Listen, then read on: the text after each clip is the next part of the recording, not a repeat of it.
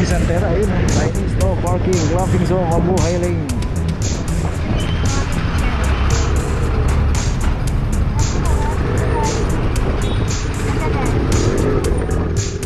So yung Chinese no parking, clamping zone, Mabuhay Lane. So galing si Kuya doon sa High East. Bawal po tayo dyan. May kakira ko dun, oh. Yung ano dito, impounding, oh yan oh. Towing, dumana na po yung towing yan oh. Ayan, oh. So dumana na towing dito, lahat ng mga nakahamba ng mga motor dito na nakikita natin sa operation. Dapat mabisay ko rin. Pagka dinaanan po nila yan, kita nyo, wash out lahat yan. Kasi nilang gisnan, ang kinagisnan nilang dati, pwede tayo magparada kung saan tahan. Ayan ang ating team leader, Sir Mendoza. Thank you po. Sir, mabuhay ka. Mabuhay ka rin, God bless. Iyo, salamat.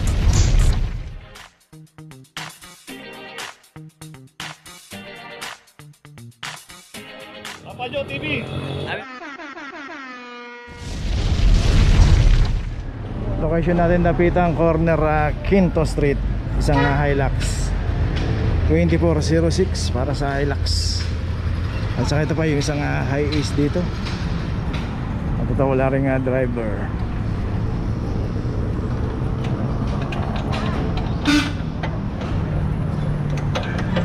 $24.39 para sa Hilux, sa High East.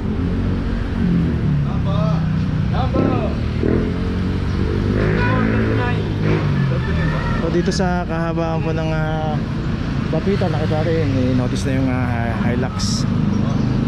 Mabuhay Lane, may mga signage po dyan, no parking. So, basta lang po tayo, tignan po natin. Pag nakita natin yung mga signage, wag na po natin paradahan. Okay, ito may notice na itong High East. So dalawang sasakyan na naklam dito. So question natin yung P. Margal Corner Prudencio. Dito na may isang Innova 2414 para sa Innova. 24 14 eh.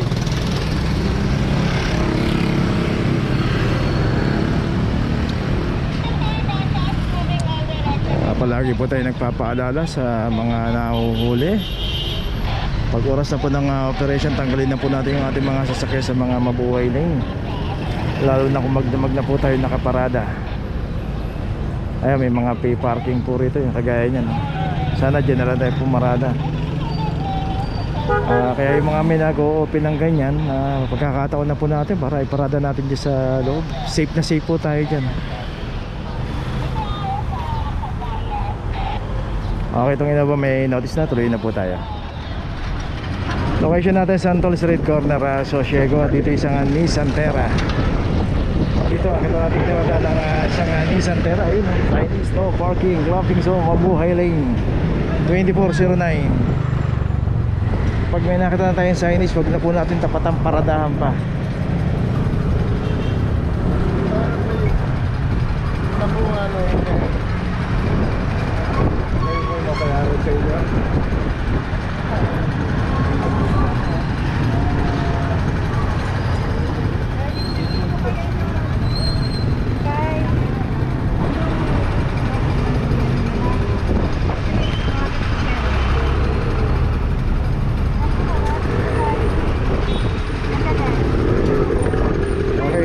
Na sa kayo isa pang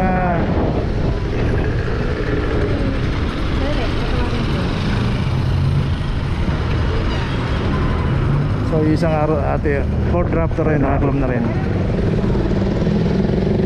2413 para sa Raptor. Ayun, si ma'am may tatawagan daw, pero iniwan na po ng ating enforcer. So yung Raptor ay may alagay na yung notice doon. So, huwag na po tayong mga abalan ng mga kakilala natin. Pagka nahuli po tayo, tubusin na lang po natin. Kasi laging nagagamit po yung mga padrino na yan. Okay, tuloy na po tayo. Location natin Maceda, corner Simon Street. Dito isang Civic, Honda Civic.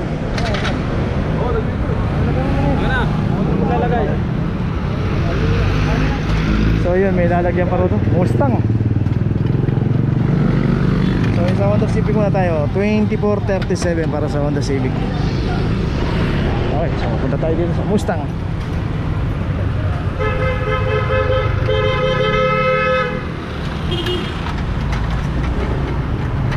Isang mamahalin na sasakyan pero ayaw ipasok sa garahe.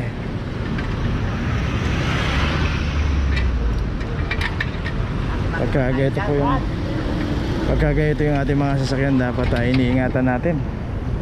Hindi dapat natin nakatambay din sa kalsada. 2337 para sa Mustang.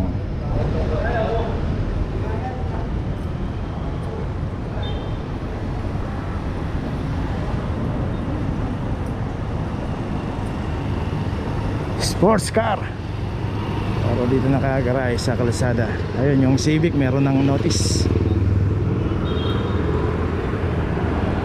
Isang yayamanin.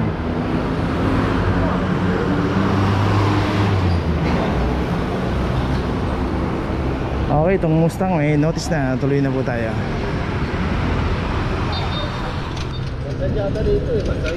Location natin, Jaime de la Rosa, corner M de los Santos Street. At dito isang Honda BRB.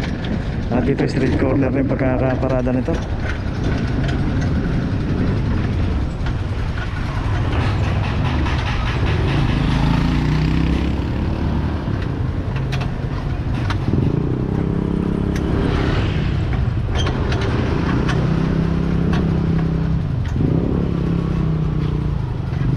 Sigurado lang na may pitong pagkakatabi. At dito rin sa kahabaan ng Jaime de la Rosa, one side parking, 2331. Saka yung dalawang sasakyan na yun, nakaklab na isa.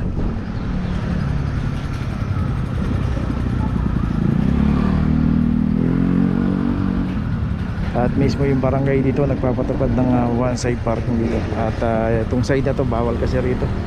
So ilalagay na yung notice na sa Honda BRB at puntaan pa natin. Yun, may driver pala yung isa, nakaalis, pero yung isa nakalab na.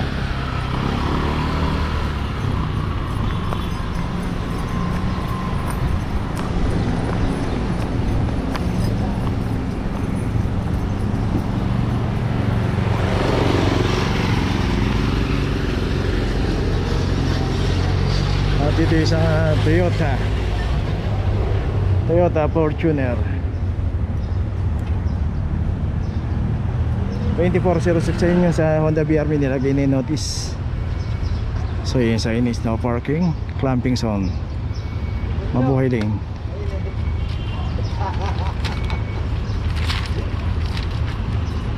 Okay, may notice na rin itong Fortuner. Tuloy na po tayo.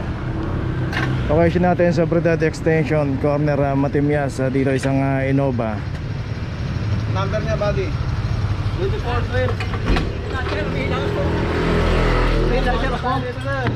So galing si Kuya doon sa High East. Awal po tayo dyan. Umiikang sila ko dun, oh.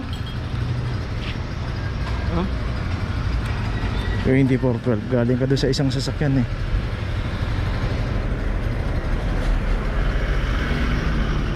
Hindi ko alam po yun, umiikang sila ko dun, oh. Oo, hindi ko katwiran ng paghihingi niyo para iwanan po ninyo sa kanya rito. Dito lang naman sila ko, oh. Kahit po. Si Kuya galing doon sa isang sasakyan sa Toyota Hiace. Bumaba siya ron, pero sabi niya may siya, pero doon siya nakatambay. Tayo C12 po. Doon yung inaayos ha. Doon yung sinisetod. Ground floor. So yun, dapat kung ano yung sasakyan na dala natin, doon tayo nakatambay. Hindi yung sa kabilang sasakyan tayo nakatambay, eh, hindi naman natin sasakyan yung pagka nahuli sasakyan natin, kaya lang. Saka dito no, yung isang yun dito na naka street corner, isang Hyundai Tucson 2341. ayun, may notice na rin. Okay, tuloy na po tayo. Dito pa rin tayo sa Bredad corner Matimias. At dito yung Toyota Hilux 2321. At ito wala rin driver yan. Kasama ito po sa nahuli ito.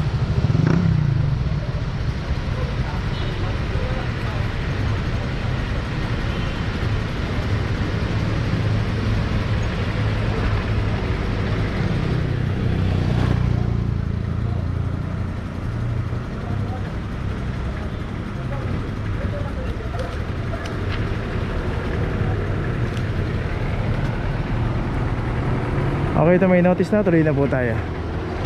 Location natin Maseda, corner Makiling. At dito isang Pajero. Ayun, may signage, no parking, clamping zone. Mabuhay lang ng kakaba ng Maseda. 2340 para sa Pajero.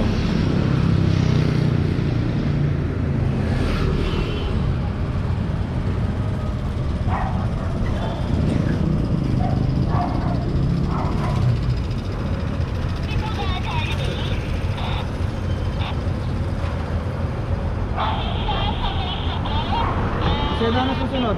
Makiling. Ha? Makiling corner. Corner? Makiling. Makiling. Oh.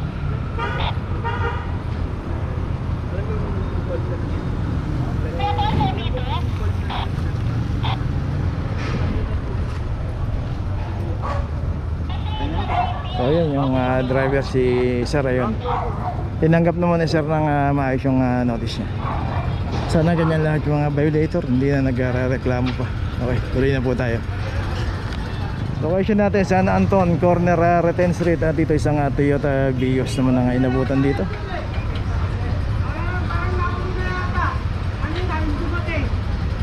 Ang number 2408. 24-8. So yun nga raw, kanina pa nga raw ito nakaparada, ayaw daw tanggalin. Dumaan na yung ano dito, impounding. Oh yan oh. Towing, dumaan na rin po yung towing yan oh. Ayan oh. So dumaan na towing dito, lahat ng mga nakahambal ng mga motor dito na nakikita natin sa operation. Dapat mabisay na rin. Pagka dinaanan po nila yan, kita nyo, wash out lahat yan. So ito, may notice na itong Vios. So lahat ng nakikita natin dito sa operation, pagka dinadaanan po nila yan. Kaya kita natin wala nang nakaparad ng mga motor o tricycle dito. Tuloy na po tayo. De La Puente, corner Amelia Street. Dito isang Montero Sport. At ito wala ring driver. 2446 para sa Montero.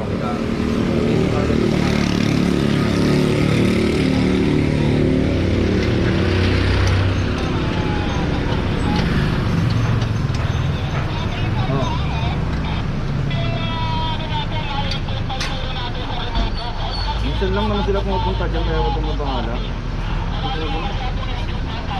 Kaya ba? Magpapakilala sa kanila.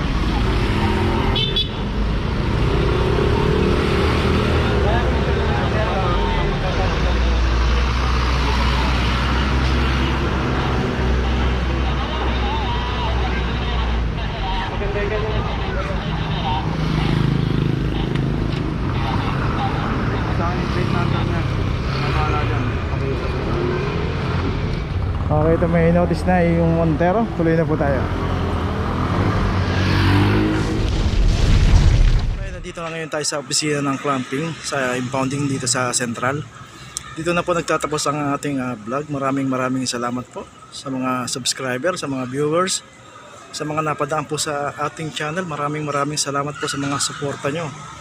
Sa mga hindi pa po nakakapag-subscribe, subscribe na po tayo mga kabayan. Maraming salamat po. Mabuhay!